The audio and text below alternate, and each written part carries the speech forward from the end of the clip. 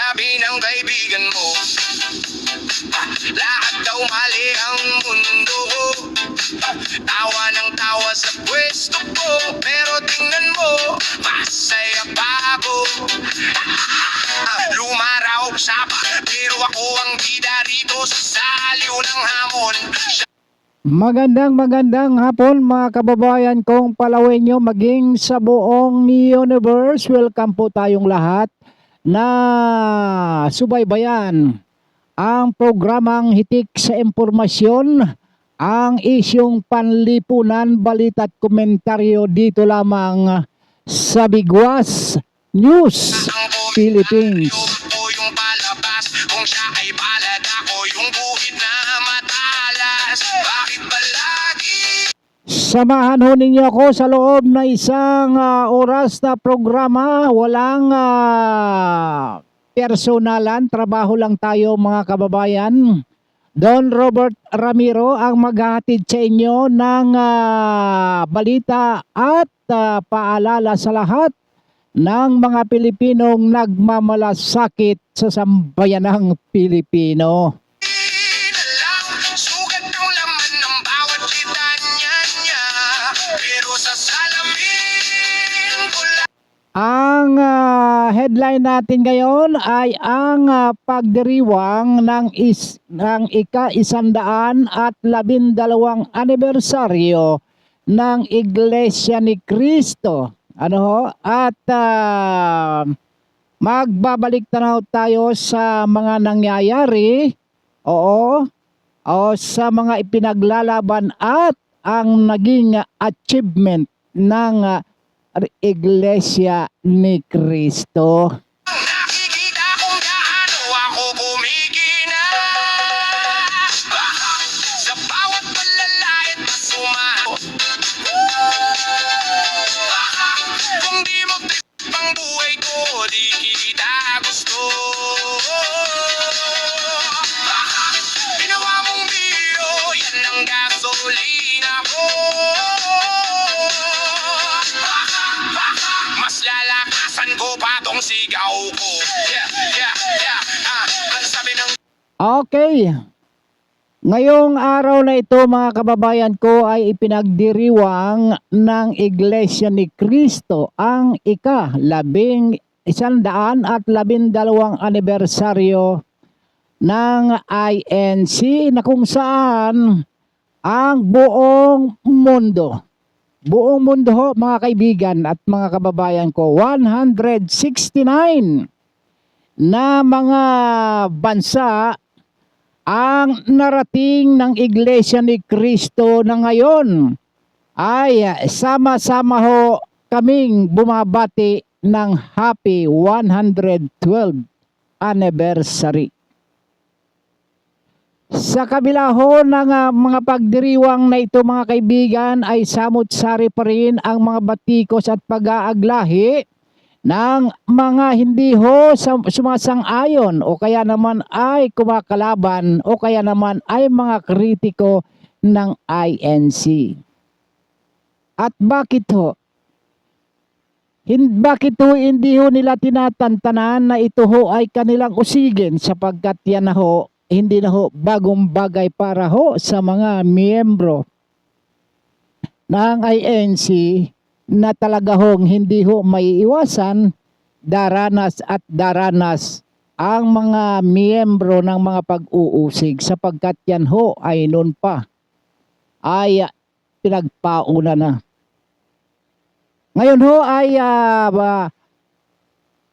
atin hong bigyan ng pansinamaan noong mga bumati. Unang-una ay hindi lamang ho dito sa Pilipinas ho ang merong bumati. Dito sa ika-112 anibersaryo ng Iglesia ni Cristo, maging ang sinasabi nating 169 countries around the world na mga kaanib sa INC ay bumabati ng happy anniversary.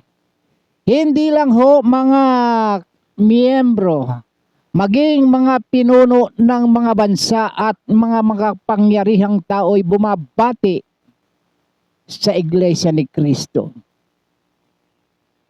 At dito lamang sa Pilipinas ay bumati ho ng ika-12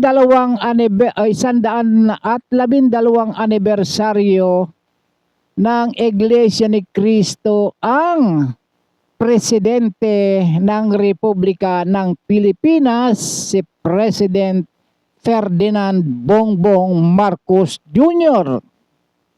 At kasabay ho yung kanyang panawagan sa mga miyembro ng Iglesia ni Cristo na tulungan ng gobyerno sa kanilang patuloy na pagbuo ng isang maayos na bansa o nasyon. Ang panawagang ito ay kasabay nga ho sa sa pagbubukas din. Mamayang hapon, itong hapon na ito ay bubuksan din yung ikalawang regular session ng 20th Congress. At ang ibibida ho dito mga kababayan ay ang nagawa ng administrasyon sa bansa upang makatugon at makasabay ang Pilipinas sa mga kasalukuyang hamon sa loob at labas ng bansa. Marami hong mas lamang ang negatibo kaysa positive. Ito ho ay nagbabalik tanaw lamang ho tayo mga kaibigan. Simula ho ito nung manungkulan itong si Pangulong Bongbong Marcos Jr. Ilan na ho ba yung kanyang mga gabinete ang nagsipag-resign at hindi ho tumulong para ho magbuuin ang maayos na bansa. Sino-sino ho ba ang mga ito? Yung kanyang mga cabinet members na ikay tumalikod sa kanya. Unahin ho natin dito yung si dating Executive Secretary Vic Rodriguez, na ang dahilan kung bakit kumala sa administrasyon ni Pangulong Bongbong Marcos Jr. ay dahil hindi raw ho masikmura nito ang korupsyon sa gobyerno, sapagkat yung issue ng asukal, yung smuggling sa asukal ay hindi ho maawat-awat sapagkat itong may hawak ng sindikato ho dito ay nasa administrasyon din.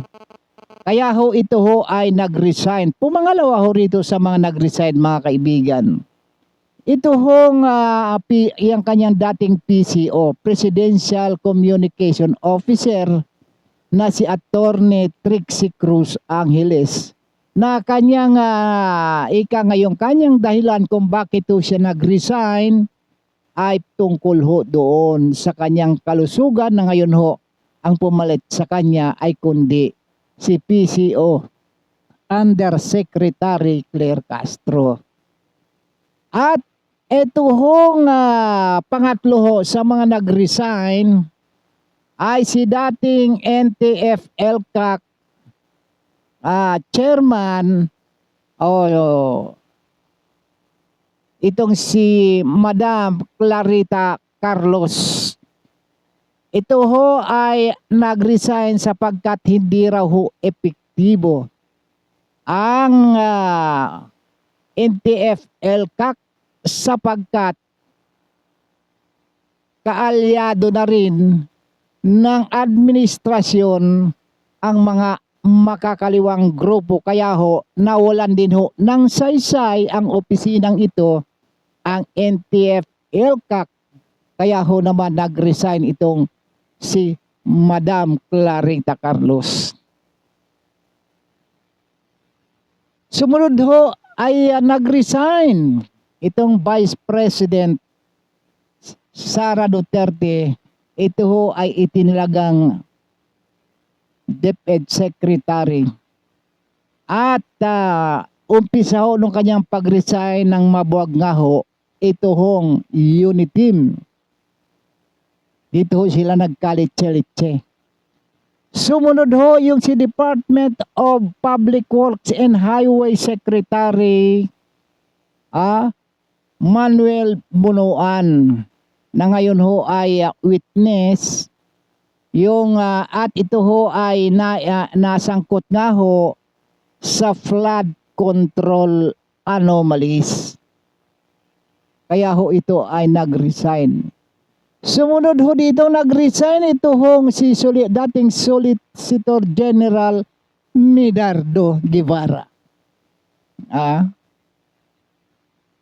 At hindi lang ho yan, ang ikapapito sa nag-resign is yung si dating Secretary ng Department of Interior and Local Government, Benhar Abalos, nang ito ay kumandidato sa 2025 election. Nang pumalit nga ho dito, yung dating DPWH Secretary, ang pumalit ho dito ay kundi si John Vic Remulla. Pangwalo ho ay itong dating DNR Secretary na dawit din sa courtesy resignation sa gabinete ni PBBM, itong si Antoinette Iolo Loizaga ng Department of Environment and Natural Resources. Ang pangsiyam na nag-resign din itong si dating Executive Secretary Lucas Bersamin. Nang pumalit dito ay si Rap Recto. Sumunod ang pangsampu ay si Department of Budget and Management Secretary Amina Pangandaman, na dawit din sa flood control anomalies.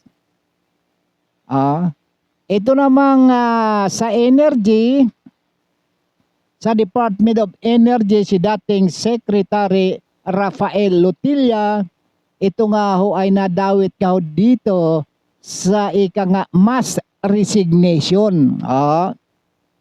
At yung pag-12 ay si dating Secretary ng Security Advisor, itong si Secretary Eduardo Anyo, nakabilang din ho doon sa group effort para patalsikin itong si dating President Rodrigo Roa Duterte. At yung pang-13 mga kababayan ko si dating advisor din ho ito ng peace process, itong si Secretary Carlito Galvez. Ito advisor ng peace process ng administrasyon ni Pangulong Bongbong Marcos Jr. Yan. Sila ho ay mga dating kaalyado o kay cabinet member ni Pangulong Bongbong Marcos. 13 ho sila para tumutugma din dito sa 13 na miyembro naman ng Senate majority. 13 din ho sila. Ay, nako po. Ngayon ho, ito hong July 27 na pagdiriwang ng Iglesia ni Cristo sa kanyang ika-112, kasabay din ng State of the Nation address ni Pangulong Bongbong Marcos Jr. ay kapansin-pansin na sa ating kapaligiran sa Metro Manila, dito sa bahagi ng Recto. Diyan ho sa may Commonwealth Avenue ay sa angaw-angaw na rin ho ang mga security, particular ang police at ginamit na rin ang Armed Forces of the Philippines dito sa may bahagi ng Tandang Sora. Ito ho ay mga augmentation force. Ito ho nga ganitong karami, ika nga ay 20,000 mahigit na sandat na ika nga ay security. Hindi lamang dyan ho sa papuntang Malacanang, sinaradahuan din ho yan sabagkat meron din hong nagrarally ho diyan papunta hong Mindiola, sarado ho. Ito ho ay senyalis na meron hong pangamba ang administrasyon ni Pangulong Bongbong Marcos Jr. itong mga pagkilos ng ating mga kababayan. Ngayon ho, bakit nga ho ba? Ito ho ay kailangan siguro natin ay makinig ho muna tayo dito sa isang ika nga ay isang mga awit na naghahandog ho ng kanyang mga ng saloobin dito sa ating gobyerno.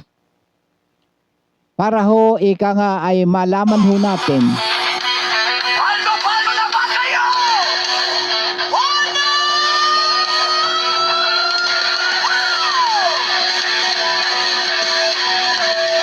Bend the law, bend the law, bend it, bend the law. Bend the law, bend the law, bend the law. Ang hirap maging Pilipino sa bagong Pilipinas. Mahal ang gas, mahal ang bigas, sahod na lang ang di tumatas. Kulang ang pamasahe, di ko na rin afford sine, pati pagkain. Sa turo-turo, di ko na rin mabili. Kailan ka sensual? Sa bayan na nakaupo, ay puro kawatan. Bend the law, bend the law, bend the law. Bend the law, bend the law. Mo na, buhayin kung ayaw mo. Ibinig wag mo sila. Kainin kung ayaw mo. Sabayin wag mo sila. Sayin kung ayaw mo. Mga kapatid at mga kababayan, Ito, maraming pakinggan ho natin. salamat sa inyong lahat sa pakikipagkaisa ninyo sa mapayapang kilusan nating ito. Salamat sa inyong pagtitiyaga na kahit umuulan o mainit ang araw, ay narito pa rin kayo alang-alang sa kahalagahan ng ating mithiin. Pinasasalamatan din natin ang mga naging panauhing tagapagsalita, ang mga pulis na nagbigay seguridad, at ang mga opisyal na nagbigay pahintulot sa atin na makapagtipon dito. Higit sa lahat, nagpapasalamat tayo sa Diyos at umaasang kung ano ang kanyang kalooban ay siyang makapangyayari. Naniniwala tayo na naiparating nating malinaw sa mga kinauukulan ng ating mensahe.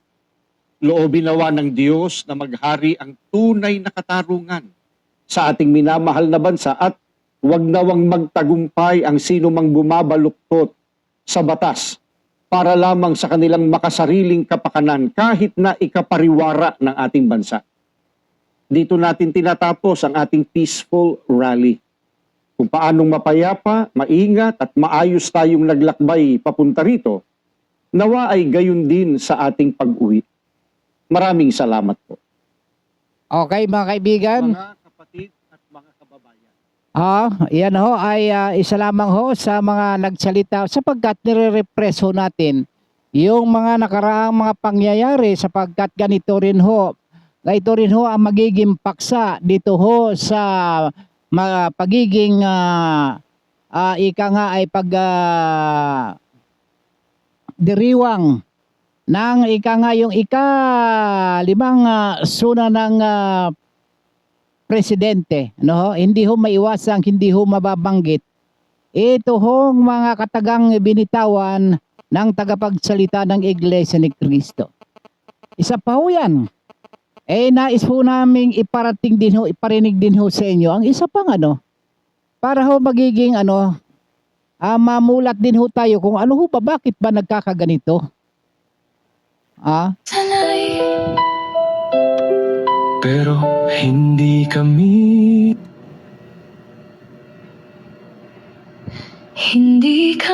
sanay pero hindi kami mangmang. Ang puso ko'y nasasaktan, nalulungkot at nagagalit. Bakit ganito sila kalupit sa pangungupit? Kaban ng bayan ay tahasang kinamkam, at mga dukha ang unang nalugmok at nakaramdam. Hindi nalihim ang kanilang kasakiman, buong bayan ay saksi sa kanilang kalakaran. Mga proyektong pangbahaan ipinagsigawan, ngunit ghost project pala ang inatupag ng mga kawatan. Sa wakas, may nakinig sa karamihan, sumuporta, tumindig, nanguna sa paninindigan. Sa isang iglap magkakapatid sa pananampalataya, saan mang lugar lumabas ng tahanan. Hindi pumasok sa trabaho o paaralan, nainitan, naulanan, gumugol ng panahon sa lapit at kalusugan, at ang matindi pa nila ipinagtawanan. Minasama pa ang dahilan ng mapayapang pagtitipon ng mga nagmamahal sa bayan. Para ito sa bayan, kakaiba man sa aming nakasanayan. Ngunit bilang Pilipino, ito'y tungkuling dapat panindigan at ipagsigawan. Opo, sanay kaming mapagod magsakripisyo, itanggi ang gusto, pero para sa kaalaman po ninyo, iyon ay ginagawa naming madalas. Hindi sa labas, hindi sa kalsada, hindi para may maabala, at hindi para magpakita sa mga matang mapanghusga. Sanay po kami sa loob ng kapilya, sa paglilingkod, sa pagpupuri, sa pagsamba. Hindi kami sanay sa lansangan, sa sigawan. Hindi kami sanay na binubusinahan, pinalilibutan ng mga uniformadong kawal. Hindi kami sanay magpalipas ng magdamag sa labas ng bahay, matulog ng walang higaan at mahamugan. Hindi para pumila sa iisang palikuran, walang ligo ilang araw, walang uwian. Ngunit para sa bayan, opo, para sa bayang mahal, ito ay aming lalaban. Pero bakit po kami ang ginawa ninyong kaaway? Na-traffic kayo? Ilang oras? Ilang oras na ba? Ilang araw o taon na ba tayong binabaha? Nata-traffic dahil sa baha. Pero wisyo kaming lumalaban sa mga magnanakaw ng kabangyaman. Hindi ba't ang perwisyo ay ang mga duwag sa magnanakaw? Maingay sa social media, parang batingaw na sundi makatahol. Walang pangil sa tarungan.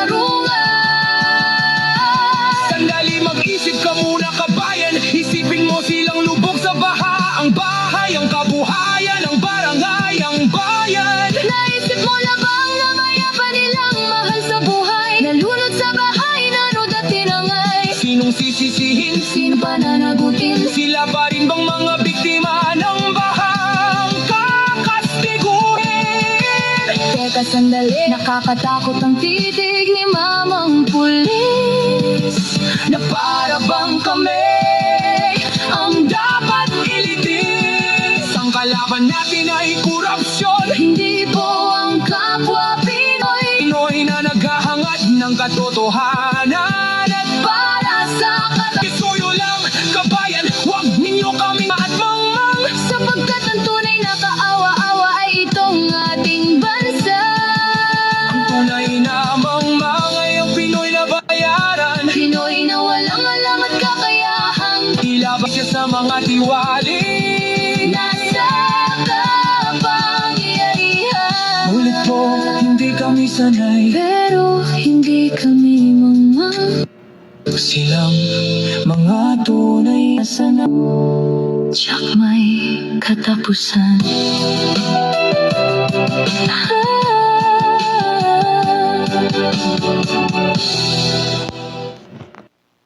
Okay mga kaibigan, isang madamdaming awit ng mga kapatid namin sa Iglesia ni Cristo.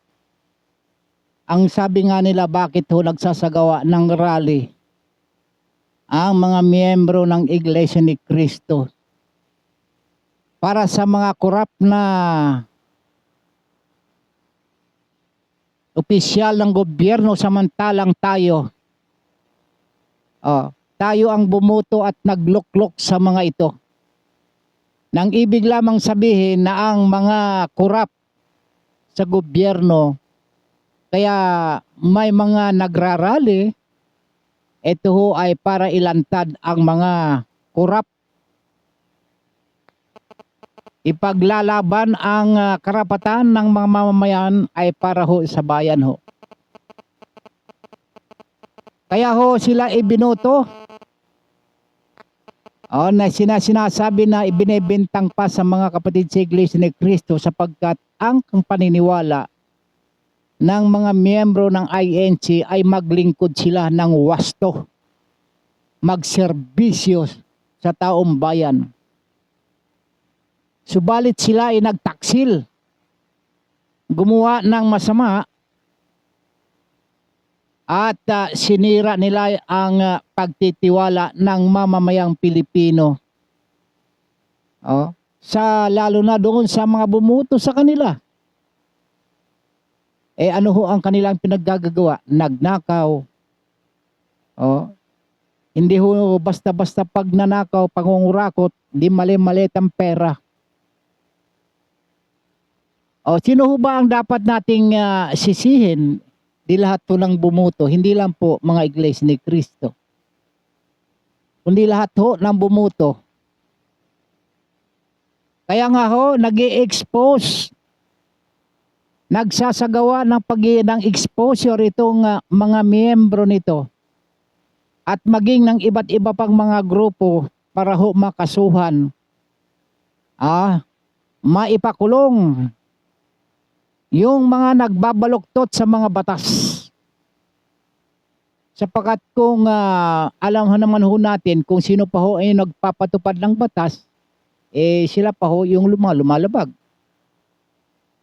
Kaya dapat ho, ang panawagan talaga ho rito ay imbestigahan, kasuhan, at kung sino ang mapatunayan, dapat na pananagutin.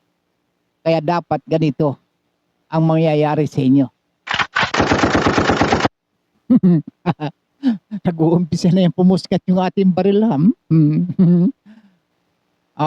Ang layunin ho ay papanagutin.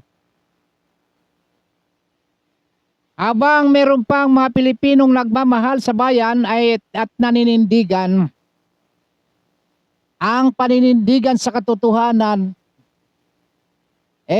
habang meron pa hong Pilipino na ganito ho ang kanilang paniniwala, ay may pag-asa pa ang ating bansa na muling umiral ang makatotohanang mga paglilingkod sa ating bayan.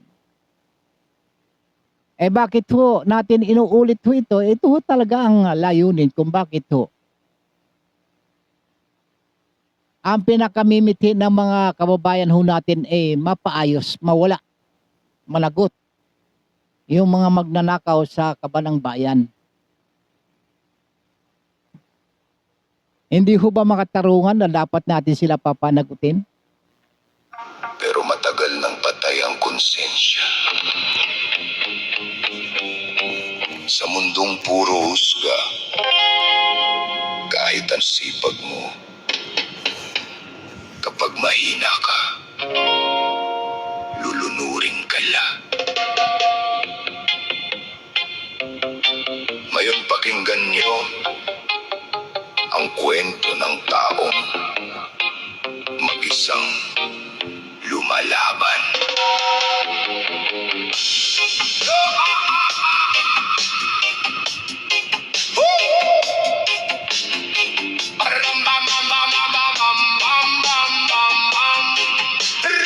Habang ako'y lumalaban, sila na may nakatingin lang. Hintay akong bumagsak para may mapag-usapan. Kapag wala kang pera, parang angin ka lang. Hindi ka nila pansin kahit turog na kalooban. Ngiti nila'y mapanlin lang, sa likod mo may patalim. Mga mukhang banal pero ang puso'y malamig. Sa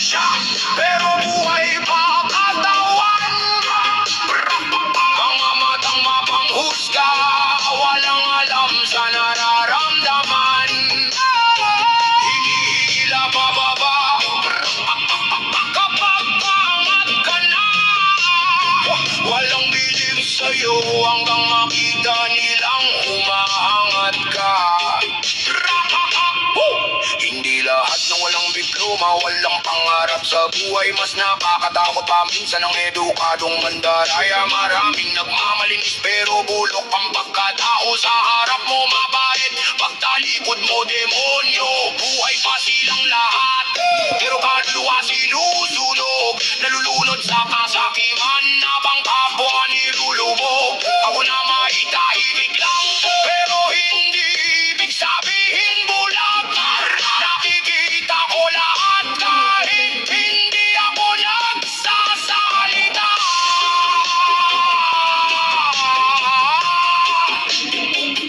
Mag-isa.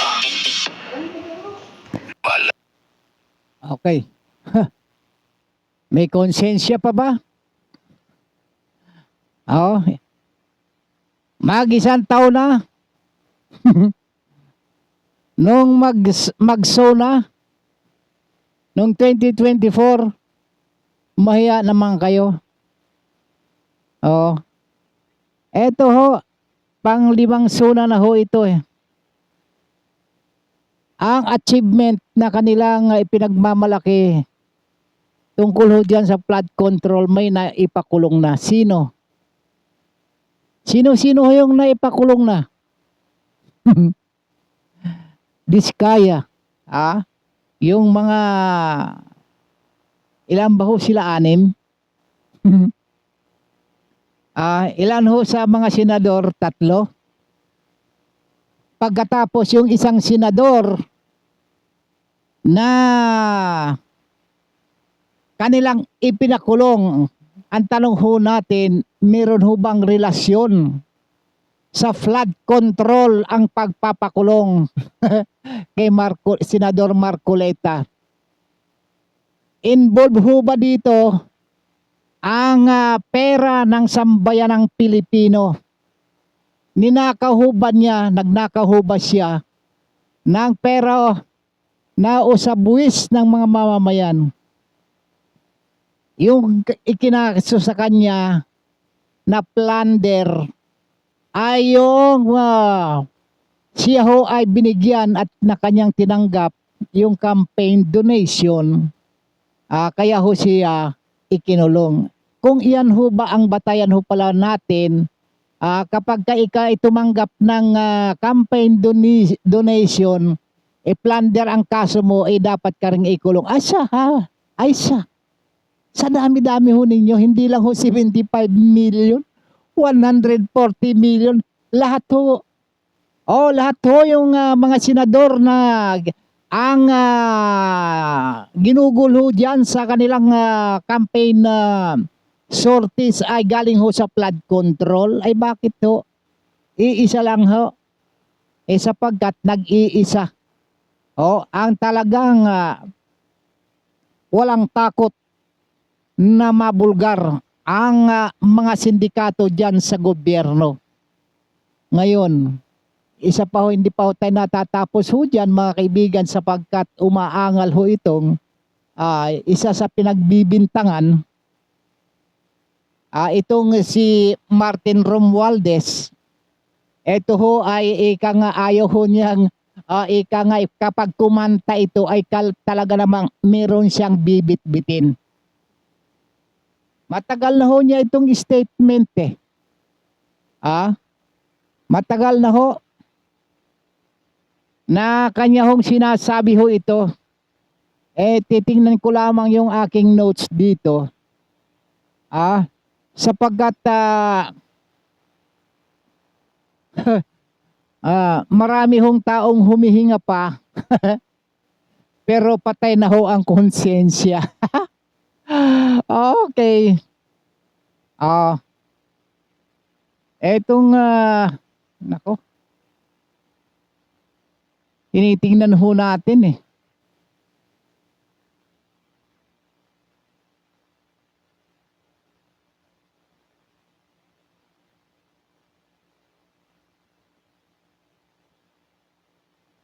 Etong mga binubusisi ho ngayon, mga kaibigan, ay para na lang ho tayo nagre-review ho dito eh. Sapagkat kung talagang iisa-isahin ho natin ito, talaga namang ika nga mabubwisit ka lang kapag kumbaga sa pagkain, hindi man naman nagbabago ang inyong mga menu. Oh, yun at iyon na rin. Alam ho ninyo mga kaibigan, kapag ganyan ho ang ating pangangatwiran, ang biktima ho ng corruption ho sa ating bansa, gaya ng binanggit ho natin sapagkat ngayon ay anibersaryo ng INC, ang biktima ho ng corruption ho dito ay wala hong kinalaman ho dito ang relihiyon. Ang hinahanap ho natin dito yung moral leadership. Wala na nga hong konsensya itong mga nandito sa namumuno ho sa atin yung bumabaluktot ng batas, dinadaan na rin lang sa angas. Dinadaan sa tapang. Dinadaan na lang sa pang-uunggoy. Paano hindi kayo uunggoyin yung mga namiminuno? Kayo ang nang-uunggoy ng mga Pilipino Ang inyong kredibilidad ay hindi nga ay questionable. Wala na hong gaanong naniniwala ho sa inyo sa gobyerno. Dahil meron hong may sakit ang gobyerno natin ngayon. Ang sistema ng gobyerno ho may sakit, systemic. Kailangan natin ng systemic change.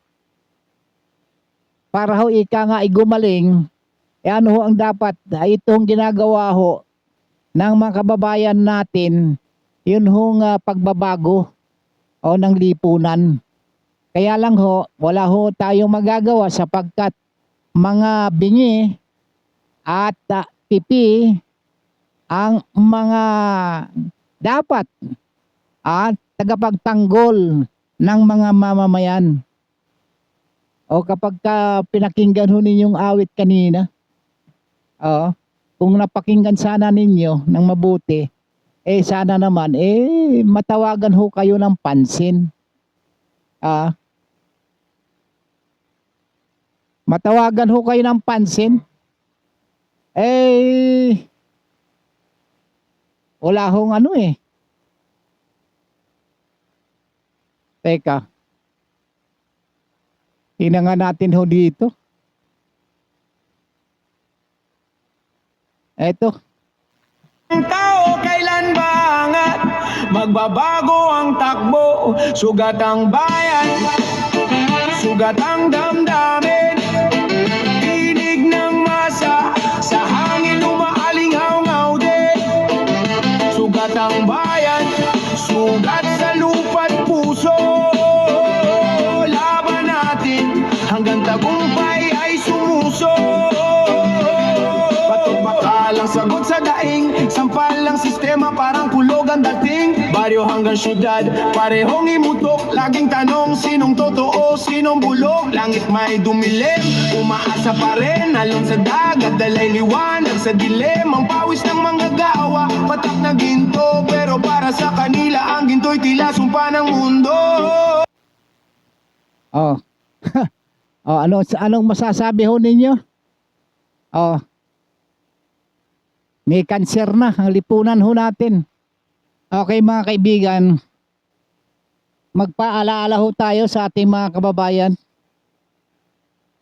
Wala ho ako sa mood para bumatikos ng bumatikos kasi ngayon ho kasi ay anibersaryo ng INC. Iniiwasan ko na bumatikos ng bumatikos. Ang gusto ko lang ho magpaalaala na lamang. Sapagkat bukas ho, araw ng Martes, diyan ho tayo aarangkada na muli. At magko-cross-examine ho tayo bukas. Sa ating programa, pakinggan ho ninyo mga kaibigan ko. O kung papaano ho natin i-cross-examine yung mga alam na ho ninyo. Marami hong mga issue na dapat ho natin bigyan ng pansin bukas. Paalala sa mga kababayan ho natin. Ano ho? Para hindi ho, ika nga, yung sakit ho ng lipunan ho natin, tayo ho kabahagi ng lipunan. Ayaw ko rin ho naman kayo at ayaw din naman natin na tayo ay mayroong sakit o kaya naman ay magkakasakit. Kaya ayaw palala ko doon sa mga kababayan ko namin matagal na ho ako nagpapaalaala sa inyo. Iwasan nyo na ho yung paninigarilyo. O ayan na naman. Aayang ka na naman. O totoo ho yun. Yung paninigarilyo ho ay isa ho sa pangunahing sanhi ng mga malalalang sakit. Tulad nga ho yan, nakapagdudulot ho yan ng kanser sa baga. Atake sa puso, o nagkakaroon ho kayo ng mga stroke. Dahil nga ho dyan yung nikotina at yung mga chemical ng tabako, ng sigarilyo, ayan ho ay nagdudulot ng pinsala sa daluyan ng ating mga dugo. Kaya hirap ho tayo sa paghinga. At yung iba't ibang uri ng kanser, tatanggapin ho ninyo yan. At batay ho sa datos ng WHO, meron ho talagang 4 na milyong katao ang mga namamatay araw-araw sa paninigarilyo. Sa ayaw ho nyo gusto, yan ho ay base ho sa talaan ng WHO. Ito ho ay talaan ho sa buong mundo. Dito sa Pilipinas, base ho doon sa PSA, 40 ho 40 persons ang namamatay nang dahil ho dyan sa sigarilyo. Kaya ho, meron ho nakalagay ho dyan sa mga pakete, smoking is dangerous to your health. Huwag kang paalipin sa sigarilyo dahil yan ay walang ulo at utak na katulad mo na meron kang ulo at utak. Kaya hindi ka dapat paaalipin. Hindi ka dapat sumusunod. Dyan ho, kapag ka naramdaman ninyo gusto kong manigarilyo, alam ba ninyo binibili ho yung sigarilyo galing ibig sabihin binibigyan nyo pa ng kapital yan. Pinaghahandaan nyo para meron kayong pambiling sigarilyo. Nang ibig lamang sabihin, kayo ho ay nag-iipon ng sakit ho ninyo. Kami ho nagpapaalaala, hindi ho kami nagsisermon, hindi rin ho kami kayo ho ay hinihikayat namin na sundin ho ninyo. Kami ho nagpapaalala, kung ayaw naman ho ninyo sumunod, nasa sa inyo ho yun, wala ho mapipigil sa inyo sapagkat yung ginagasto ninyo dyan sa paninigarilyong yan gastos ho ninyo, hindi naman ho sa amin. At hindi rin naman tayo galit doon sa mga manufacturer ng sigarilyo sapagkat yun kanilang negosyo. Kanya lang ho, yung negosyo ho nila dyan ay nakamamatay. Ngayon, kung gusto ho ninyong pumatol dyan sa negosyong nakamamatay, sige, bili ng sigarilyo. Wala ho naman kaming diyan, pakialam kung bumili ka at bumili. Basta't pagka nagkasakit ang pamilya ninyo, hindi naman ho kami damay. Hindi ba? Isa pa doon sa mga kalalakihan lumiliit daw yon yung inyong mga TI. Papaano na yan? Papaano sinoy ba? Pagka lumiit na yan. Kaya ayun, baka mamaya pumunta kay kumare, si kumare kay kumpare. Kayo rin, sige.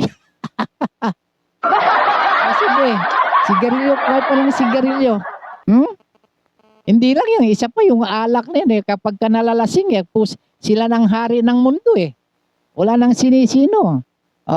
Bawal ho dito yung siga-siga ho din kapag kaya na nakatuman naka 1 litro na iba na ang kung papatulan mo nun, kawawa pitikin mo lang yung isang paa niyan, na yan babagsak na Pero ang tapang, ano ho yan, nakapagdudulot din ho ng sakit yan pagka yan yung mga atay ho ninyo kayo talagang nasunog na mangingitim na yan maninilaw na rin yung mga balat. Para kami mga hepa na. Meron na kayong cirrhosis. Oh, yan nagdudulot ng cirrhosis sa atay. Ah, sige. Isa pa ho, yung pagsusugal ho. Sige, pabili nyo na lang ng 1 kilong bigas, pinansugal nyo pa. Yung pambili ng ulam pinansugal pa. Wala ho namang wala ho kayong mapapakinabang ho diyan. Opo, sabihin mo ay diversion lang ho namin yan hindi naman talaga namin yan bisyo Diversion lang ho namin yan. Pampaano lang ng oras, pampalipas ng oras. Hindi ho angkop na katwirang yung pampalipas ng oras. Kung gusto magpalipas ng oras, kumuha ka ng walis. Kumuha ka ng dustpan, pumunta ka dyan sa kalsada, magwalis ka. Meron pang pakinabang sa iyo ang lipunan. Para hindi ka mainip. Maglinis ka dyan sa komunidad. Yung katwiran na gayon talagang ika nga hindi, parang hindi ka tanggap-tanggap Gayon pa man, tayo ho, wala ho tayong magagawa para lang ho ay mabigyan lamang ho natin ng buhay yung ating ginagawang paglilingkod bayan, at sana naman ay nakakatulong kami sa inyo sa pamamagitan ng inyong pakikinig dito sa Bigwas News Philippines lalong-lalo na ho diyan sa Sibuyan Romblon, diyan ho sa San Fernando, diyan ho sa Tacloban. Diyan sa Espanya, sapagkat yan ho ay nililigalig ng mina, yung 2 grupo ho diyan ika nga ay paligsahan ho sila sa pagrarally. Doon naman ho bukod doon sa sila ho biktima na rin ng pagnanakaw ng gobyerno. Yun pa ho nililigalig pa sila ng pagrarally ho diyan ang 2 grupo yung pro at saka anti. Paligsahan ho sila ng pagbibigay ng kanilang mga katwiran. Kasi nga ho, hindi naman ho titigil ho talaga yung Gatchalian family sapagkat sila ho yung may-ari niyang EPMC, Altai Philippines Mining Corporation, sapagkat yung lugar na yan ho ay sagana sa mineral resources. Kaya ho, yung mga kamag-anak ko diyan 2 nahati ho yan isang pro at sa isang anti. Kaya lang ang payo ko sa kanila, huwag lang kayo magsakitan. Mag-ano lang ho kayo, sige kung ano pinaglalaban ninyo, di sige.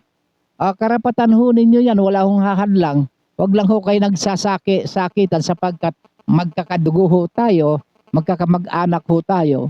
Huwag ho kayo magsasakitan. Okay lang dyan sa batuhan na ng mga ng mga salita. Basta ang pagbabatuhan ho ninyo ng mga salita ho dyan, particular ho doon sa issue. Huwag lang hong personal, trabaho lang. Yung aking mga pamangkin, yung pamangkin ko yan, si Jennifer, Jennifer Ramiro Montojo, pro mining ho yan. At yung mga kamag-anak ko dyan sa mga pro at saka mga sa antay, magpipinsan ho yan mga anak ni Manong Carling magpipinsan ho magpipinsan buo yan.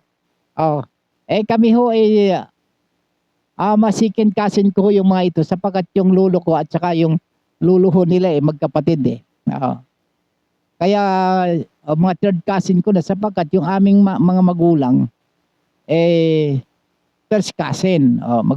Third cousin ko na sila Ganun pa ba? Mga kamag-anak ko yan. Kayo ho silang ho kayo.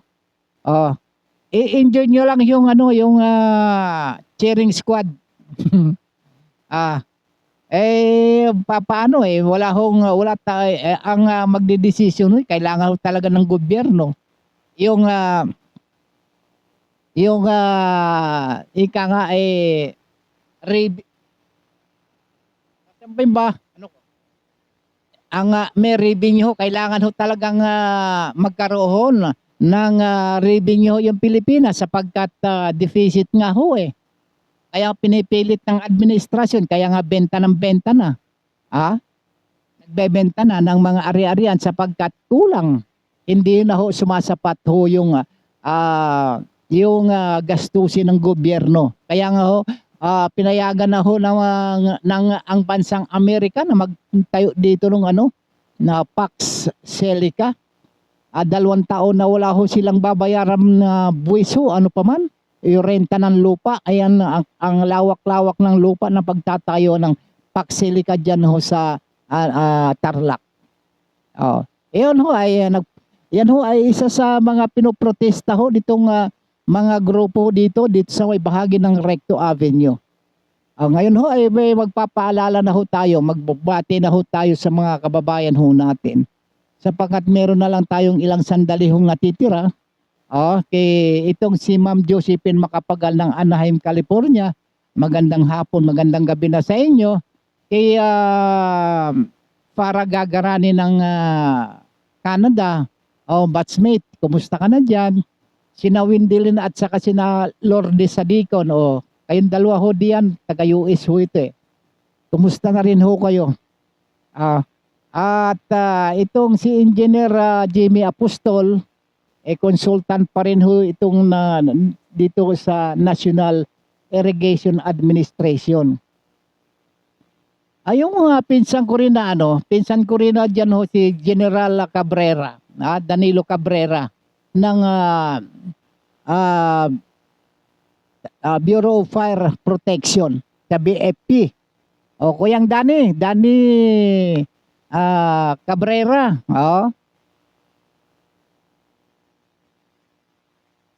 Kumusta ka na?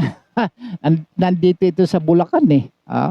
Etong si Espiridion Ligayada, si Danilo Lagahit, si Wilfredo Gutierrez, si Miriam Barbosa, si Josepina Cabinta Ramos, si Catherine Hamis, si Vilma Cabantog, si Marilo Octaviano, si Los Mainit, si Naida at si Paterno Gahanera, gayon din si Atanasio at Bing Briones. Diyan ho naman yan sa Maramag Bukidnon. At si Sioderle Malino sa Iloilo ito ngayon eh. Ay meron ho silang namayapang mga kamag-anak. At sa amin, siyempre sa aming advisor na hanggang ngayon kasama-kasama pa rin namin sa group chat. Si Ma'am Ibon Ducosin Catli at Rose Kalikaran. Siyempre, hindi ko malilimutan yung mga kaibigan ho natin.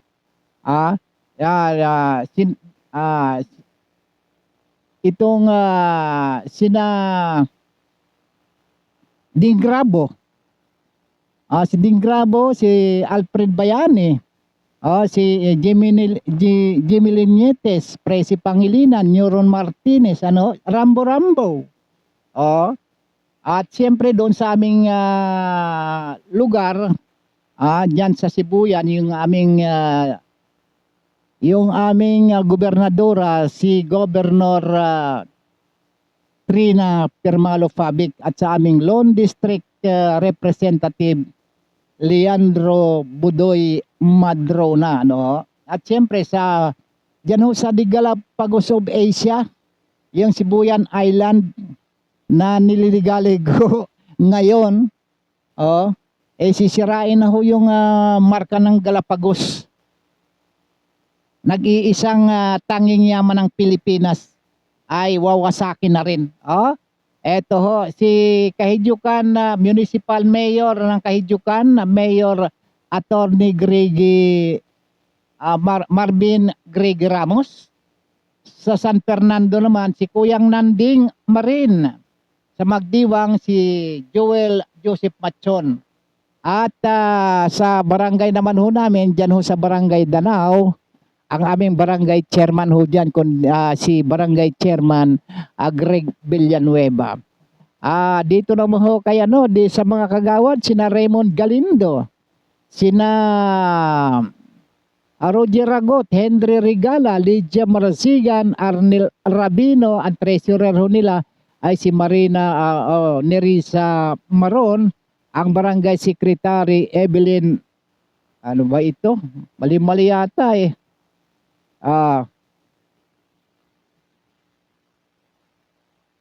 Saan ba yung original kung ano dito? Yung barangay, yung kanilang bookkeeper, si Vanessa Mesa. Okay na. Itong, ano pa ba ito? At saka, syempre, binabati natin yung Brave 18, ano ho? At saka yung si Master Sergeant Orly Gutesa at sa lahat ng mga nagdiriwang ho ngayon ng mga kapatid namin sa Iglesia ni Cristo. Ako ay miyembro ng Iglesia ni Cristo para ho sa inyong kaalaman ho, mga kaibigan.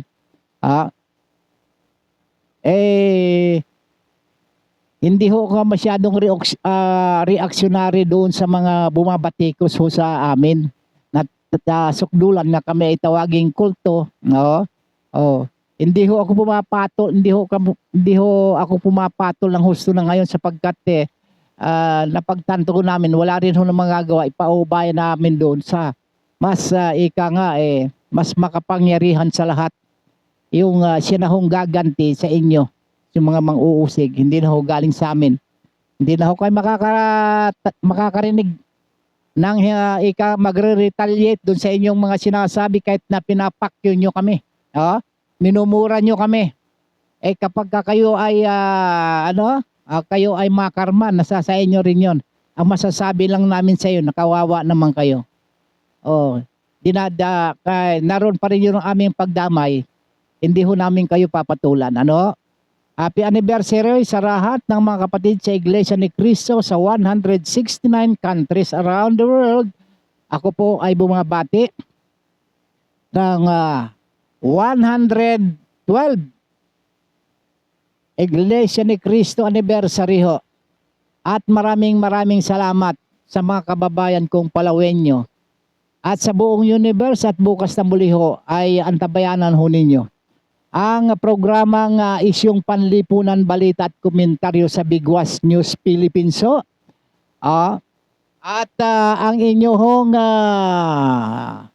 sa ngalan ho ng sa aking nakasama at inyong nakasama na rin ang mga magigiting ho nating mga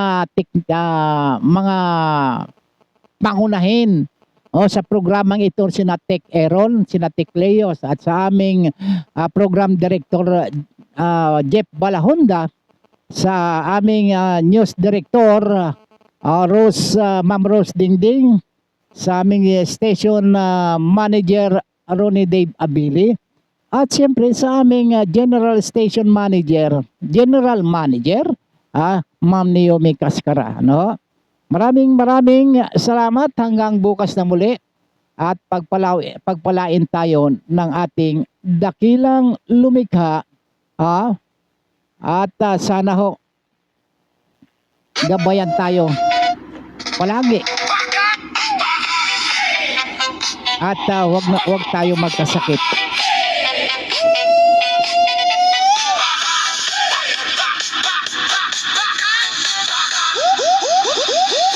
Ang sabi ng kaibigan mo, lahat daw mali ang mundo.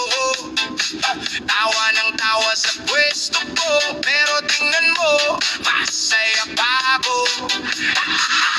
Lumaraw sa pero ako ang bida rito sa saliw ng hamon. Siya ang komentaryo, ako yung palabas. Kung siya ay palad, ako yung guhit na matalas. Bakit ba lagi Pero hindi kami